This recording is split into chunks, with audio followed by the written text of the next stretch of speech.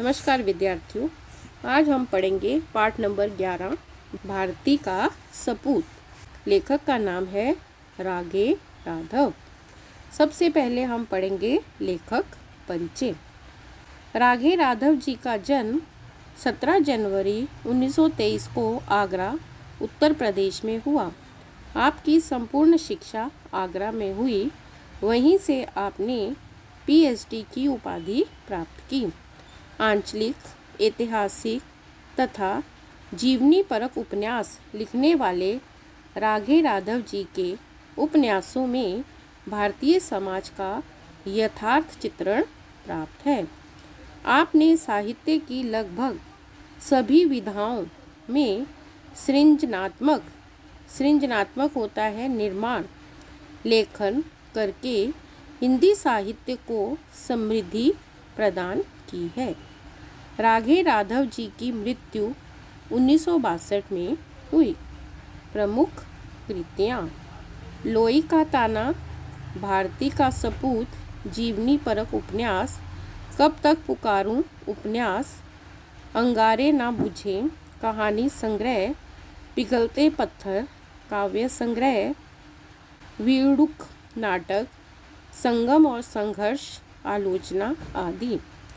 विधा परिचय: उप का अर्थ समीप तथा न्यास का अर्थ शांति, अर्थात मनुष्य के निकट रखी वस्तु। उपन्यास गद्य साहित्य का वह रूप है जिसमें जीवन का बहुत बड़ा पटल चित्रित रहता है। यह हमारे जीवन का प्रतिबिंब होता है जिसको प्रस्तुत करने में कल्पना का प्रयोग आवश्यक है। उपन्यास महान सत्यों और नैतिक आदर्शों का एक अत्यंत मूल्यवान साधन है। इसमें लोकप्रियता और महनीयता का अद्भुत समन्वय होता है। मानव जीवन का सजीव चित्रण उपन्यास है। सजीव होता है जीता जागता। अब हम पढ़ेंगे पाठ परिचय। प्रस्तुत अंश जीवनी परक उपन्यास से लिया गया है। इसमें किसी व्यक्ति के जीवन वृत्त होता है जीवन से संबंधित को आधार बनाकर कल्पित होता है मन की सोच की सहायता से औपन्यासिक स्वरूप प्रदान किया जाता है। इसमें हिंदी गद्य के जनक भारतेंदु के जीवन के विविध पहलुओं को रोचक ढंग से परिचय कराया गया है। बचपन से ही साहित्य एवं शिक्षा के प्रति रुझान ने भारतेंदु को हिंदी साहित्य जगत के दैदीपन इंदु अर्थात चंद्रमा बना दिया।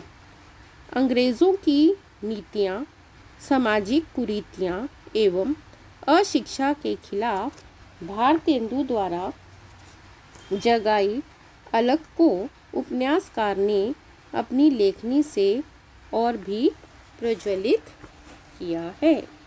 अब हम पढ़ेंगे पाठ का पहला गद्य। अध्यापक रतनहास उठ खड़े हुए। उन्होंने दीवारों पर टंगे हुए भारतेंदु हरिश्चंद्र के विशाल चित्र को देखा और फिर उपस्थित सज्जनों और स्त्रियों से कहा, भाइयों और बहनों, मैंने आपको आज एक विशेष कारण से निमंत्रित किया है। निमंत्रित होता है बुलाना। अध्यापक की आंखों में चमक थी। आने वाले सभी लोग उनसे परिचित थे। परिचित होता है जिनकी जान पहचान हो। अंततः सब में कौतूहल जाग उठा। कौतूहल होता है जिज्ञासा। श्रीमती अनुराधा ने कहा, आज भारतेंदु हरिश्चंद्र का जन्म दिवस है।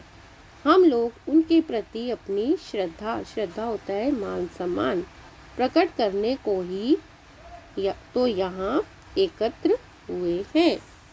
जीवन में अनेक ऐसी महान विभूतियाँ होती हैं जिनके कारण हम उन्हें स्मरण करके आने वाली पीढ़ी के सामने उनका आदर्श रखते हैं।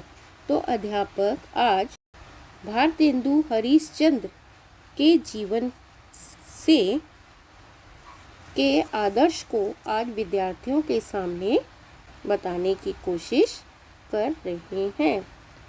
अध्यापक रत्नहास ने कहा, अच्छा तो सुनिए, वह इस पुस्तक की भूमिका है। इसे सुनकर आपको लगेगा कि 100 बरस पहले लोग अपने से 100 बरस बाद के युग के बारे में क्या सोचते थे जिनमें हम रहते हैं। उसका प्रारंभ 100 बरस पहले हुआ था और जिस युग में भारतेंदु की जीवनी लिखने वाला लेखक था, उस युग का प्रारंभ स्वयं भारतेंदु हरिश्चंद्र ने किया था। आज्ञा है। अध्यापक ने किताब उठाकर देखा और पढ़ने लगे। भारतेंदु हरिश्चंद्र हिंदी के पिता माने जाते हैं। तो भारतेंदु हरिश्चंद्र को हिंदी का पिता माना जाता है। यह बात अध्यापक ने विद्यार्थियों को बताने की कोशिश की। भारतेंदु भारतीय स्वतंत्रता के पहले संग्राम के समय 7 बरस के थे, अर्थात 1850 में उनका जन्म हुआ था। उनकी मृत्यु 34 वर्ष 4 महीने की अवस्था में 1885 में हुई थी। भारतेंदु के जन्म के समय उच्च वर्ग का बहुत बड़ा असर था। उच्च कुलों का ही सम्मान था। भारतेंदु को यदि उस समय इतना अधिक महत्व दिया गया था तो उसमें कुछ अंश तक उनके कुल का भी प्रभाव था, परंतु उनसे अधिक धनी और उच्च कुल के लोग भी मौजूद थे। उनका इतना नाम क्यों ना हो, यही बात स्पष्ट कर देती है कि वह व्यक्ति कुल के कारण नहीं, वरन अपनी प्रतिभा और महत्व के कारण प्रसिद्ध हो सका था। वो भारतेंदु के जन्म के समय वो एक ऐसा समय था कि उस समय जात पात ऊंच नीच का बहुत आदर और भेदभाव पाया जाता था। जो उच्च वर्ग के लोग थे उनके साथ हमेशा क्या होता था, आदर और सम्मान जो है वो समाज में दिया जाता था। लेकिन यहाँ पर लेखक के कहने का अर्थ ये है कि उन्हें जो आदर और सम्मान या मिला वो उनके अपने उच्च कुल के कारण नहीं, बल्कि उनकी अपनी प्रतिभा और महत्व के कारण वह क्या हुए, प्रसिद्ध हुए। भारतेंदु ने अपने साहित्य में कुल वर्ग का पोषण नहीं किया। उन्होंने जब अपना साहित्य लिखना शुरू किया था तो उसमें अपने वर्ग को कोई ज़्यादा महत्व नहीं दिया था। यह उनके व्यक्तित्व के विकासशील होने का बड़ा सशक्त प्रमाण है। भारतेंदु ने कुल के गर्व को दोहराने के बजाय देश के गर्व को दोहराया। भारतेंदु की बुद्धि काशी में प्रसिद्ध थी। मात्र 5 वर्ष की अवस्था में उन्होंने कविताएं रचना शुरू कर दिया था। तो यहाँ पर लेखक के कहने का अर्थ ये है कि भारतेंदु हरिश्चंद्र को हिंदी का पिता माना जाता है और 5 वर्ष की अवस्था में ही उन्होंने कविताएं लिखना जो है वो प्रारंभ कर दिया था। 13 वर्ष की अवस्था में भारतेंदु हरिश्चंद्र का विवाह विशाले के रईस लाला गुलाब राय की पुत्री मन्नो देवी से बड़ी धूमधाम के साथ हुआ। उस समय बाल प्रथा थी, बाल विवाह हुआ करते थे। तो 13 वर्ष की अवस्था में ही इनका विवाह जो है वो एक अच्छे परिवार गुलाब राय की पुत्री मन्नो देवी से किया गया और 17 वर्ष की उम्र में उन्होंने नौजवानों का एक संघ बनाया और उनके दूसरे ही बरस एक वाद विवाद सभा डिबेटिंग क्लब स्थापित की। इस सभा का उद्देश्य भाषा और समाज का सुधार करना था। तो 17 वर्ष की अवस्था में ही उन्होंने क्या किया था, एक संघ बना लिया था, एक ग्रुप बना लिया था और उसमें उन्होंने वाद विवाद जो है वो शुरू कर दिया था। उसका उद्देश्य केवल क्या था, भाषा का और समाज का सुधार करना। 18 वर्ष की अवस्था में वे काशी नरेश की सभा बनारस इंस्टीट्यूट ऑफ ब्रह्मृत वार्षिक सभा के प्रधान सहायक रहे। साथ ही कवि वचन सुधा नामक पत्र निकालना प्रारंभ किया। इन्हीं दिनों होम्योपैथिक चिकित्सालय खोला जिनमें मुफ्त दवा बढ़ती थी। अध्यापक रत्नहास ने किताब पर से नज़र हटाई और कहा, भारतेंदु तो फक्कड़ आदमी थे, निडर आदमी थे। साहित्य में उनकी रुचि बचपन में ही जागृत हो गई थी। पिता कविता करते थे, उसका असर उन पर भी पड़ा। अपनी कविताओं की धाक उन्होंने मात्र 6 वर्ष की अवस्था में ही जमा ली थी। तो यहाँ पर यह बताया गया है कि भारतेंदु हरिश्चंद्र मौज मस्ती से अपना जीवन व्यतीत करते थे और इनके पिता भी कविता किया करते थे। इसलिए 6 वर्ष की अवस्था में ही इन्होंने कविताओं पर अपना अधिकार जो है वो बना लिया था। अध्यापक रत्नहास रुके और पूछा, आगे पढ़ूं? अध्यापक मुस्कुराए और पढ़ना शुरू किया। हरिश्चंद्र को इतना ही याद था कि पिता कुछ लिखते रहते थे और बहुत सा लिखते थे। पिता बलराम कथामृत लिख रहे थे। कथामृत होता है किसी की कहानी को लिखना। हरिश्चंद्र पास बैठे बड़े गौर से देख रहे थे। उसने हठात कहा, बाबूजी। हठात होता है फौरन। क्या है रे? पिता चौंके। बाबूजी, मैं कविता बनाऊंगा। बनाओ। पिता ने आश्चर्य से देखा और कहा, तुम्हें अवश्य ऐसा करना चाहिए। हरिश्चंद्र की बाछें खिल उठी। बाछें खिलना मतलब बहुत प्रसन्न होना। वह उठ खड़ा हुआ और कुछ गाने लगा। पिता ने सुना तो गदगद होकर रो पड़े। 6वां वर्ष लग रहा था। पिता उनकी कथामृत सुन रहे थे। सोरठ पड़ा। सोरठ होता है जैसे कोई राग जो है वो पढ़ना। करण चहत जसु चारु, कछु कछुआ भगवान को। महफिल में उसके अर्थ को लेकर चर्चा चल पड़ी।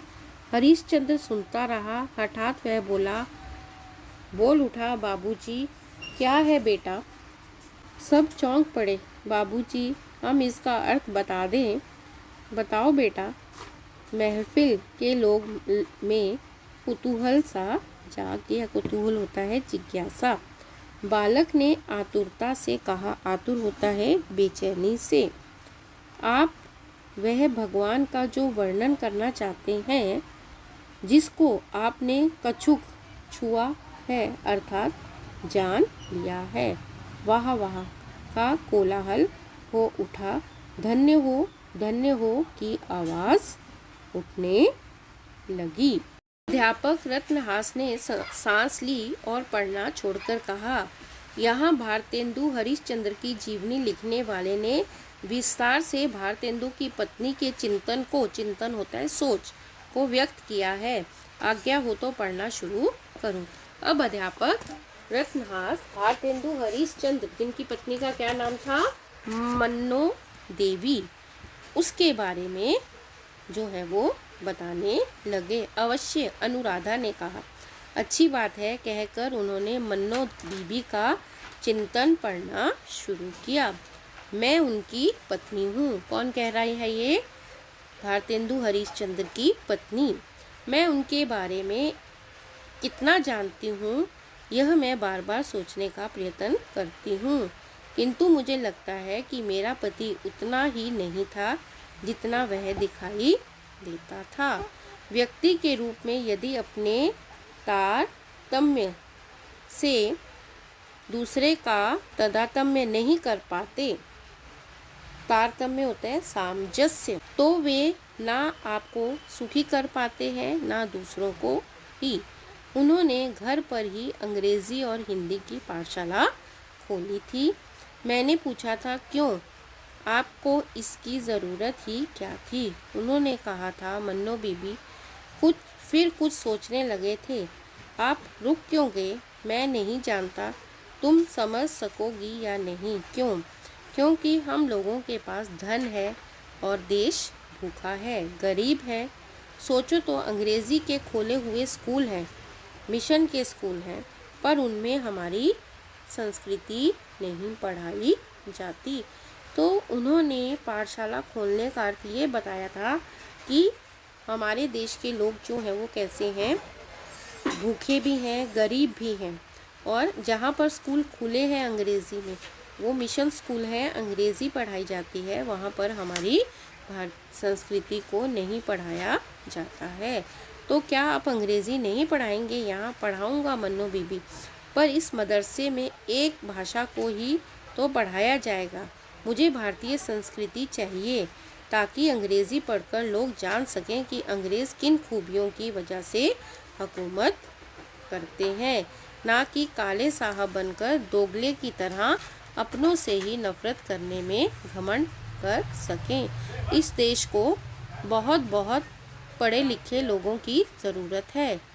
इसके लिए नए इंसानों की एक फसल खड़ी करनी होगी। उनके कहने का अर्थ ये था कि मुझे ऐसे मदरसे खोलने हैं जहाँ पर अपनी भाषा को पढ़ाया जाए और अपनी भारतीय संस्कृति को महत्व दिया जाए, क्योंकि अंग्रेज़ जो हैं वो क्या कर रहे हैं, हुकूमत कर रहे हैं बिना वजह, और जो काले लोग हैं वो दोगले बनकर अपनों से ही क्या करने लगे हैं, नफरत करने लगे हैं। तो इस तरह देश में मैं पढ़े लिखे लोगों की क्या है, ज़रूरत है। इसके लिए मैं नए इंसानों को एक नई फसल खड़ी करना चाहता हूँ। लोगों को जागृत करके अच्छी शिक्षा देकर हमें अपने देश की रक्षा कैसे करनी है, इस तरह की शिक्षा देना चाहता हूँ। मैं उस सब को ठीक से समझ नहीं सकी थी, परंतु उनके मुख पर गहरी वेदना थी। वेदना होता है दुख। 5 विद्यार्थी से बढ़ते बढ़ते जब 30 विद्यार्थी हो गए, तब देवर गोकुल चंद्र और वे बातें करने लगे। दोनों स्वयं ही उस मदरसे में पढ़ाते थे और उन्होंने निश्चित करके एक अध्यापक को पढ़ाने के लिए वेतन देकर रख लिया। कुछ ही महीनों में विद्यार्थियों की संख्या इतनी बढ़ गई कि चौखंबा में स्कूल को बाबू वेणी प्रसाद के घर में ले जाया गया। आधे से ज़्यादा लड़के बिना फीस दिए पढ़ते थे। किताबें और कलम मुफ्त बंटवाते हुए जब मैं उन्हें देखती थी तब मुझे लगता था वे बहुत प्रसन्न हो जाते थे। लगता था उनमें कोई उत्साह सा था। फिर तो वे लड़कों को मुफ्त खाना भी बंटवाने लगे। तो इस तरह से उन्होंने विद्यार्थियों को इकट्ठा करके अपनी भारतीय संस्कृति की ओर अधिक महत्व दिया और उनकी पाठशाला खुलने के पश्चात बहुत से धीरे धीरे विद्यार्थियों की संख्या जो है वो क्या होने लगी, बढ़ने लगी।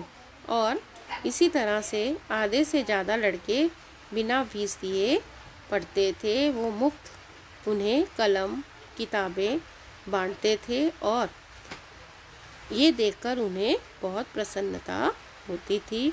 यहाँ तक कि लोगों को उन्होंने धीरे धीरे विद्यार्थियों को खाना भी बांटना शुरू कर दिया।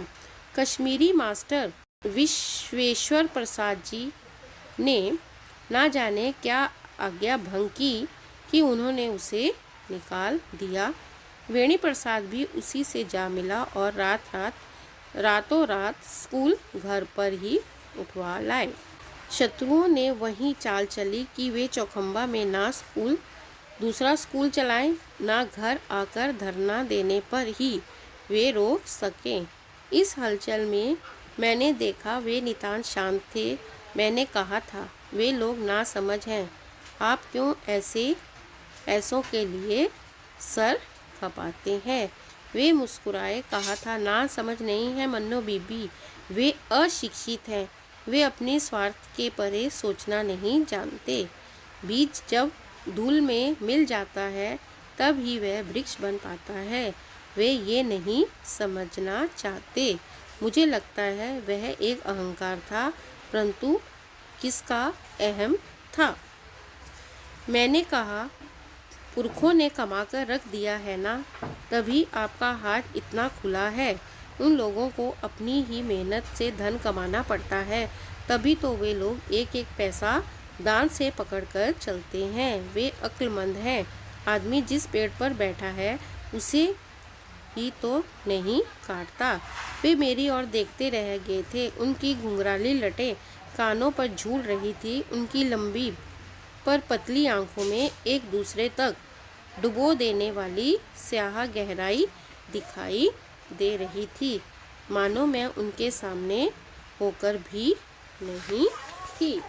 भारतेंदु हरिश्चंद्र के जीवन का परिचय देते हुए यह बताने की कोशिश की है कि उन्हें किस तरह से अपने देश से प्रेम था और इसी प्रेम के कारण उन्होंने अपनी भारतीय भाषा और संस्कृति, अंग्रेजी स्कूलों का दुष्परिणाम, अंग्रेजी हिंदी पाठशालाएं निर्माण, बचपन से ही साहित्य के प्रति रुझान, पिता का आदर्श आदि कार्यों का लेखा जोखा रखकर श्रद्धा प्रकट करना और जीवन में प्रेरणा लेना ही इस पाठ का उद्देश्य है। ऐसे देख रहे थे जैसे मैं कांच की बनी थी। व्यक्ति का जीवन वही तो नहीं जो उसके बाहर से झलकता है। कवि हृदय थे, अंततः कविता लिखते थे। वैभव था इसलिए दान देते थे। सुलझे हुए थे, अंततः देशभक्त थे। और फिर शाहूखर्च थी इसलिए कि पिता की वह परंपरा थी। प्रसिद्ध हो गए थे, अंततः देश के बड़े बड़े पद अधिकारी, राजा और प्रसिद्ध लोग उनसे मिलते थे। वे नाटक करते थे, लिखते थे, इतना तो अधिक नहीं, जिए ही कितने 34 वर्ष 4 महीना। तो का कहना था कि व्यक्ति का वास्तविक जीवन जो रहता है बाहर से दिखता है, भीतर से वैसा ही नहीं होता है। व्यक्ति के जीवन में बहुत से उतार चढ़ाव आते रहते हैं और इसीलिए वो हर तरह की परिस्थिति का सामना करता है। वे नाटक करते थे, लिखते थे, जिए और उनकी कम अवस्था में भी उन्होंने वो इतने कार्य कर डाले कि वो हमेशा याद किए जाते हैं।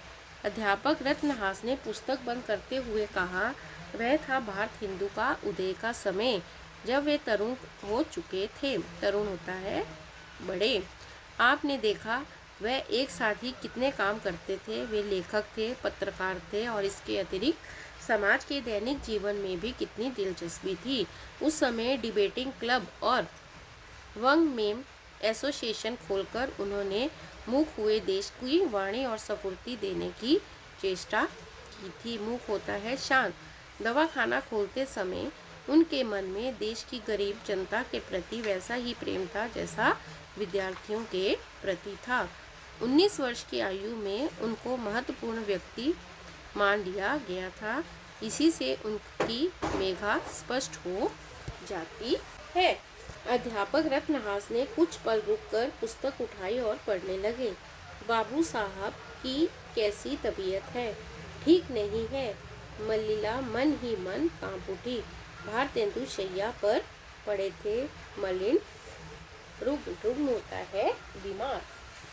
मल्लिका ने देखा तो आंखें फटी की फटी रह गई। कहाँ गया वह चंपरू, वह दबंग उत्साह?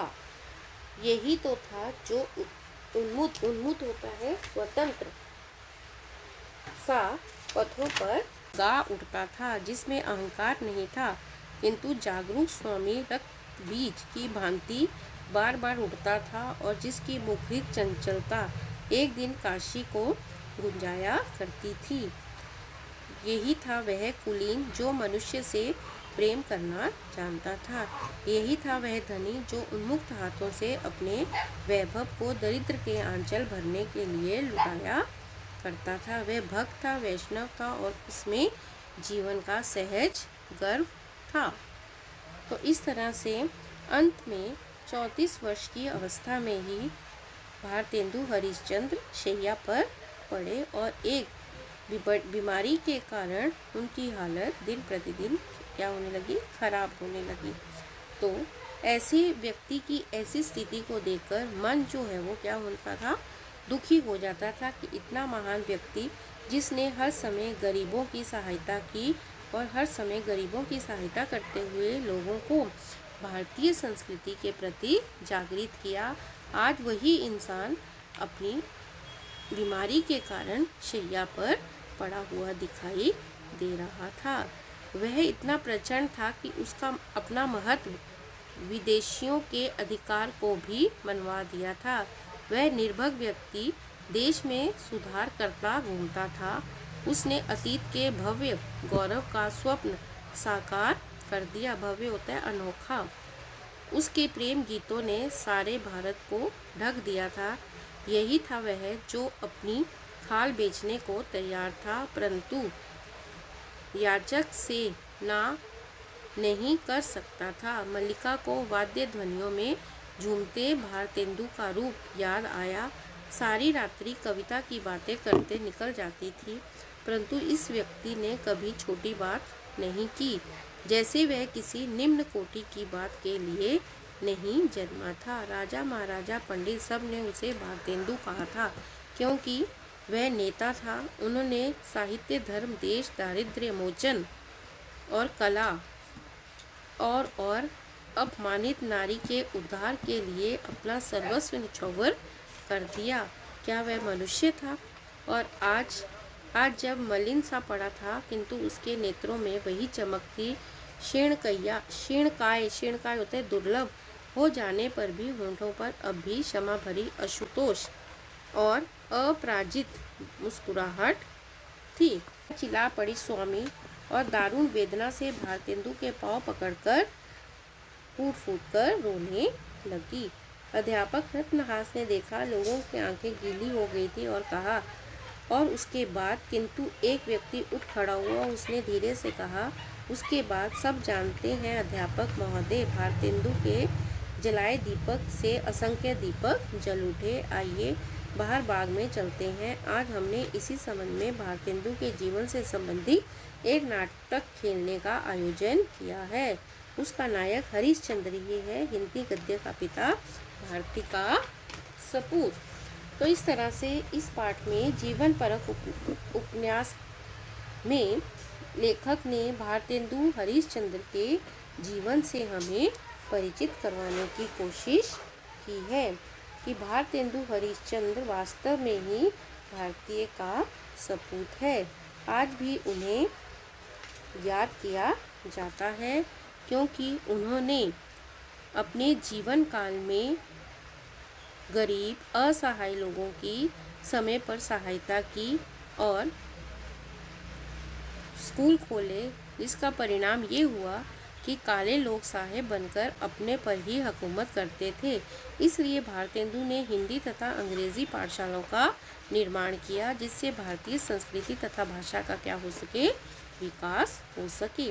केवल 34 वर्ष 4 महीने की आयु में ही भारतेंदु जी आखिरी दिनों में बिस्तर पर पड़े थे, किंतु फिर भी देश के प्रति उनकी निष्ठा बनी हुई थी। उन्होंने साहित्य, देश प्रेम, कला और अपमानित नारी के उद्धार के लिए अपना सर्वस्व जो है वो क्या कर दिया था, न्यौछावर कर दिया था। तो इस तरह से भारतेंदु हरिश्चंद्र गद्य भारतीय के या साहित्य, हिंदी साहित्य के पिता जो है वो माने जाते हैं। ये पाठ भारती का सपूत उपन्यास से लिया गया है। धन्यवाद।